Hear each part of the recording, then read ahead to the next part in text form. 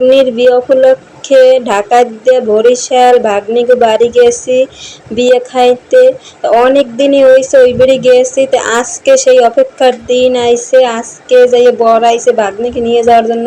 এই বর আপ্যায়নের জন্য যা যা লাগে সেগুলো রেডি করে আমরা সবাই একসাথে আসি। তা আমার সাথে যে আছে সে হয়েছে যাই ভাগ্নের খালা, মানে আমার ননদ, ছোট ননদ, কেউ ঢাকা থাকে আমার লগে গেছে।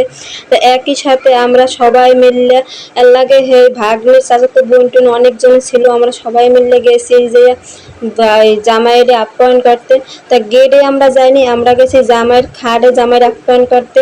এখানে আমি নিজের হাতে পুডিং বানাইছি, দুধ, মিষ্টি, ট্যাঙের শরবত, 2 পদের ছিল। একটা ছিল হলুদ দিয়ে বানাইছি নকল, আর একটা দিয়ে আসল, সেটা হচ্ছে যে ট্যাঙের। এই দুইটা প্রথমে দুধ দিয়ে জামাইরে আপ্যায়ন করা শুরু করলাম। প্রথমে দুধ দিলাম, তারপরে ট্যাং দিতে গেছি। ট্যাঙের সময় বাজে জড়াজড়ি, হেরা কইতে আছে আমরা যাই করবো টেস্ট করে, তারপর তো আমরা পরীক্ষা করবো। কই না, আমরা কোনো নকল তা জামাইরে খাওয়াবো না, আমরা এটি আসলই আনছি। এটা দিয়ে কোনো ইনে ভেজাল ভেজাল নাই, এটা যাই কোনো ভেজাল মুক্ত আছে এটা।